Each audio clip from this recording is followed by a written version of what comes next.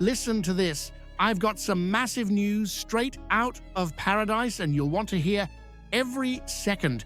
Daizen Maeda's future, a Premier League twist you won't believe. Dermot Desmond getting absolutely roasted by the BBC in a way that'll have every Celtic fan nodding. And the biggest one of all, our captain Calmac himself speaking out after that Braga defeat, and what he said changes everything. Stick with me till the very end. Massive thanks to you for helping us smash 1,000 subscribers. But that's just the start.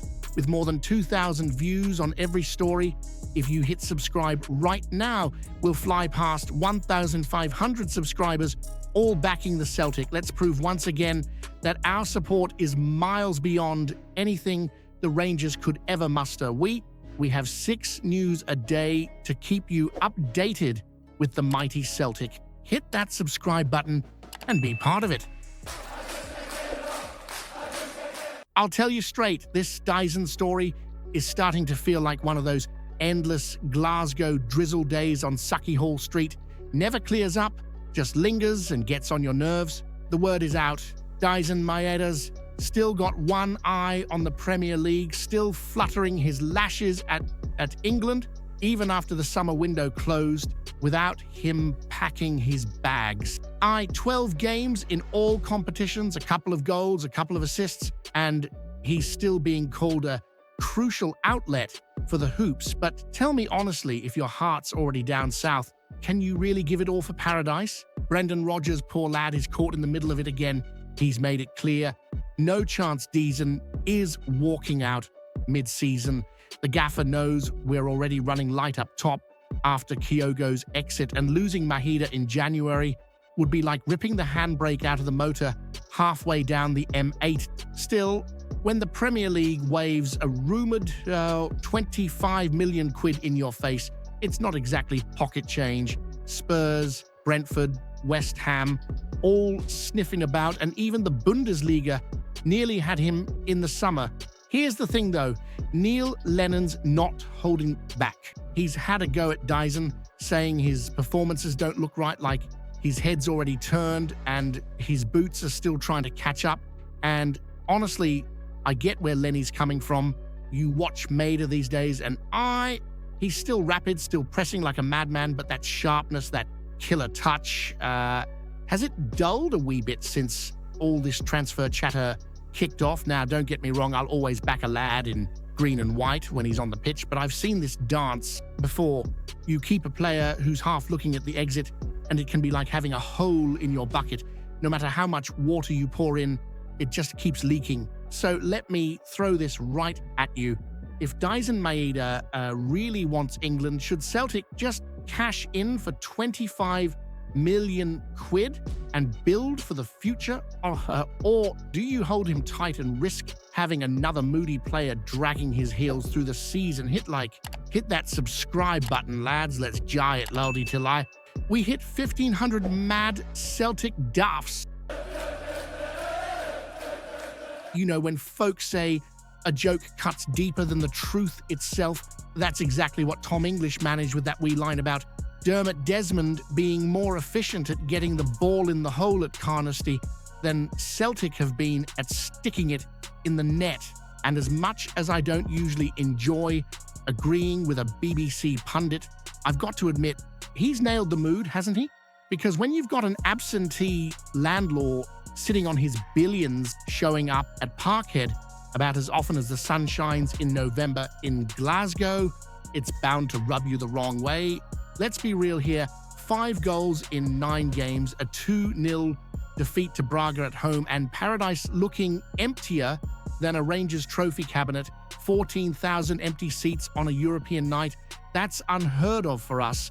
Normally, nights like these are what we live for. The thunder, the songs, the opposition trembling before a full house. Instead, we've got rows of green plastic staring back at the cameras, and you know the board will be sweating over that, because once the tills stop ringing, that's when they finally start paying attention.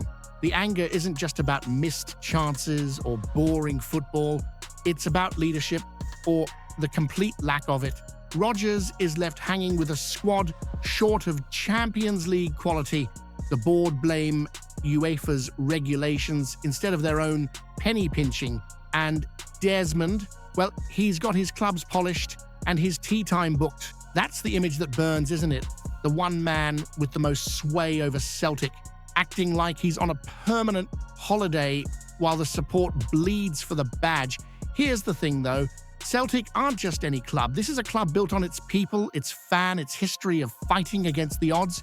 And yet right now there's a disconnect bigger than the Clyde running through the city, silent protests, banners, walkouts. It all points to one truth: folk are sick of being ignored, and you can feel it in the air, a toxic fog hanging over paradise that won't clear until someone in that boardroom grows a backbone.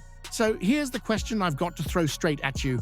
Do you think Celtic can ever truly move forward while Dermot Desmond stays as this ghostly figure in charge? Or is it time for the club to cut ties with the golf course billionaire once and for all? Hit that subscribe button, lads, let's GI. Aight, lally till we hit 1,500 mad Celtic dafts.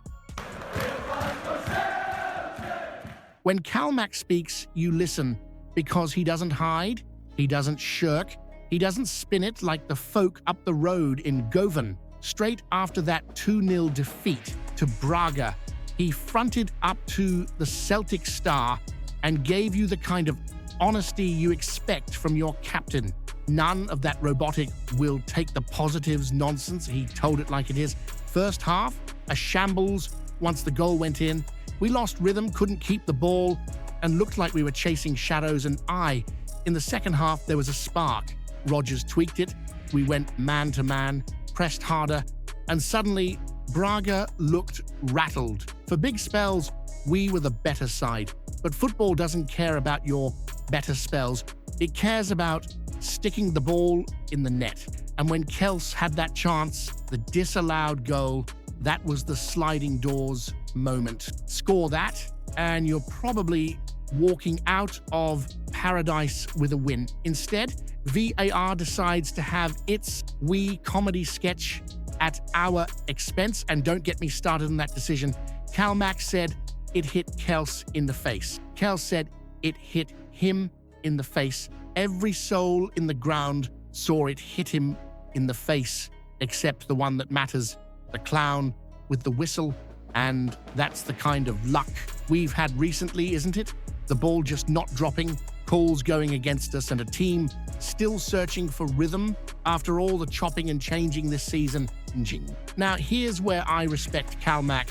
He doesn't stand there pointing fingers at Brendan, at his teammates, or at the board.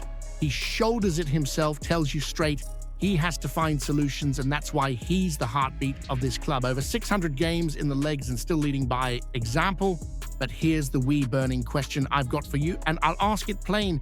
Do you think Celtic's struggles right now are down to Rodgers not finding the right formula? Or do you think it's the board starving him of the quality we needed in the summer? Hit that subscribe button. Lads, let's GI. Aight, loudy till we hit 1,500 mad Celtic dafts.